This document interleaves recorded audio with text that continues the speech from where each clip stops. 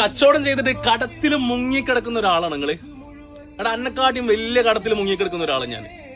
എന്നിട്ട് ഞാൻ ജീവനോട് കൂടിയിട്ട് നിങ്ങളെ മുമ്പിൽ വന്നിട്ട് ഇങ്ങനെ സംസാരിക്കുന്നുണ്ടെന്നുണ്ടെങ്കിൽ ഒരൊറ്റ കാര്യമുള്ളൂ, കടം വീട്ടാനുള്ള നല്ല തന്റേട് എന്റെ മുമ്പിലുണ്ട്.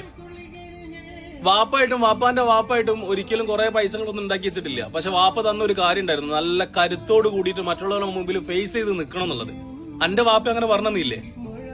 ഒരൊറ്റ കാര്യം ആലോചിച്ചമേടാ, പൈസ ഇല്ലാത്ത സമയത്ത് ചിലപ്പോ നല്ലവളില്ലാത്ത നിന്റെ ഭാര്യ ചിലപ്പോൾ ഇട്ടേച്ച് പോയേക്കാം, നിന്റെ ഉമ്മ ഉപ്പ നിന്റെ സുഹൃത്തുക്കളെല്ലാം നിന്നെ കുറ്റപ്പെടുത്തിയേക്കാം. പണമുള്ള സമയത്ത് മാത്രം തോളിൽ കയറ്റുന്ന ചങ്ങായിമാര് പണം ഇല്ലാത്ത സമയത്ത് ചിലപ്പോൾ ഇട്ടേച്ച് പോയേക്കാം. പക്ഷെ നല്ലവളായിട്ടുള്ള ഭാര്യ ഉണ്ടെന്നുണ്ടെങ്കിൽ അവർ നിന്റെ കൂടെ നിൽക്കും, നിന്റെ ഉപ്പ ഉമ്മ എല്ലാരും കൂടെ നിൽക്കും.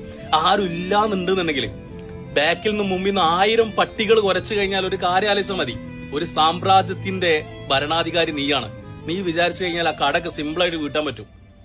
എടാ അധ്വാനിച്ചുകൊണ്ട് മുണ്ട് മുറുക്കി പുറത്തേക്ക് ഇറങ്ങി ഗ്രൗണ്ടിലേക്ക് ഇറങ്ങി നയിച്ചത് കൊണ്ട് അധ്വാനിച്ചത് കൊണ്ടാണ് നിങ്ങൾക്ക് കടം വന്നത്. ബിസിനസ്സിൽ കുറച്ച് വാൾട്ടുകളൊക്കെ പറ്റിച്ചു പോയി ഒരു കടക്ക് പറ്റൂ. ആ കടം പറ്റിയെന്ന് പറഞ്ഞിട്ട് എന്റെ കടാണേന്ന് പറഞ്ഞിട്ട് വീട്ടിൽ കുത്തിരുന്നതിനെ കടം വിടാൻ കഴിയോ? 20 ലക്ഷമോ അല്ലെ 50 ലക്ഷം റുപ്യന്റെ കടം നിങ്ങൾ ഉണ്ടാക്കിയിട്ടുണ്ടെന്നുണ്ടെങ്കിൽ, അത് ഉണ്ടാക്കാൻ പറ്റിയിട്ടുണ്ടെന്നുണ്ടെങ്കിൽ 50 ലക്ഷം റുപ്യന്റെ കടം നീ ഉണ്ടാക്കി, നീ അധ്വാനിച്ചുകൊണ്ടല്ലേ ഉണ്ടായത്. ഒന്നും കൂടി ഒന്ന് ഹാർഡ് വർക്ക് ചെയ്ത് നോക്കിയാ 50 ലക്ഷം പുഷ്പം പോലെ വീട്ടാൻ കഴിയും. എത്ര ഓപ്പർച്യൂണിറ്റികളാണ് നിറഞ്ഞു കിടക്കുന്നത് പുറത്ത്. മുണ്ട് മുറുക്കിയിട്ട് കണ്ടേ. ഞാൻ വീണ്ടും വീണ്ടും പറയാണ്, ഒരാള് കടം വരുത്തി കച്ചവടം ചെയ്ത് കടം വരുത്തി വെച്ചിട്ടുണ്ടെന്നുണ്ടെങ്കിൽ നീയാണ് ഉന്നതൻ. കാരണം എന്താ അറിയോ? പുറത്തിറങ്ങിയ ഹാർഡ് വർക്ക് ചെയ്തുകൊണ്ടാണ് നിനക്ക് കടം വന്നത്.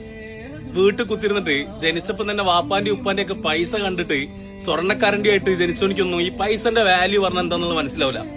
പക്ഷെ ഈ വേർപ്പിന്റെ മണം ഇങ്ങനെ പൈസ എണ്ണുമ്പോളെ പൈസന്റെ മണം അല്ലാതെ വേർപ്പിന്റെ മണം വരുന്ന ഒരു സമയമുണ്ട്. ആ സമയത്ത് നിനക്ക് പൈസന്റെ വാല്യൂ മനസ്സിലാവും. അതുകൊണ്ട് ഹാർഡ് വർക്ക് ചെയ്തോ, നന്നായിട്ട് ഹാർഡ് വർക്ക് ചെയ്തോ. 5 കിലോന്റെ അരിയും ചാക്കും തലയിൽ കയറ്റി നടക്കാനല്ല കേട്ടോ പറഞ്ഞത്. പുറത്തിറങ്ങിങ്ങാണ്ട് എങ്ങനെ കഴിച്ചിലാവണം, എങ്ങനെ ഞാൻ രക്ഷപ്പെടണം, ഹലാലായ രീതിയിൽ പടച്ചോനെ മുൻനിർത്തി ഇറങ്ങി, പ്രശ്നങ്ങളൊക്കെ കഴിയും. കടന്ന് വിചാരിച്ച് വീട്ടിൽ കുത്തിരിക്കാൻ നിൽക്കണ്ട കേട്ടോ. ഒരിക്കലും കടം വിട്ടാൻ കഴിയില്ല. ഇറങ്ങിക്കോ, ഇൻഷാ അല്ലാഹ് ഒക്കെ റെഡിയാവും. ടെൻഷൻ അടിക്കൊന്നും വേണ്ട.